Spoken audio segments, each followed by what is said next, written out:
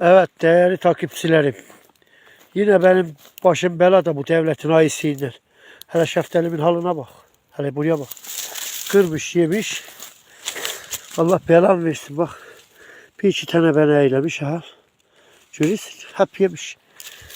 En az 6-7 sandık şeftalimi yemiş bak. Aha da ağacımın hali.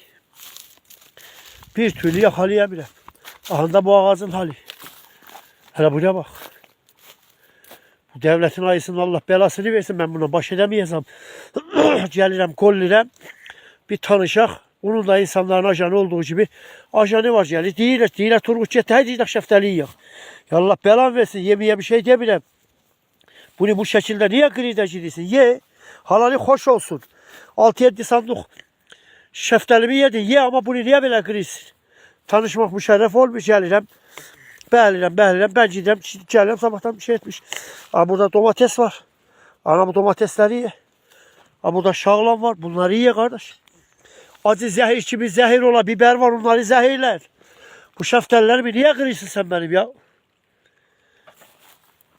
Benim başım belada bu kafirine. Bana ne edeceğim? Gelip beğenirim, gidirem. Ben gidirem, o gelir. Dersen biri haber verir. Gelin gidelim Turgut Yetay. Şimdi gitti. Dur bana ne edeceğim hala bundan ya? Bunun Allah belasını versin ya. Ha? Ulan bu da ne güzel bak. Kırmızı turp var. Aha ye zehirler.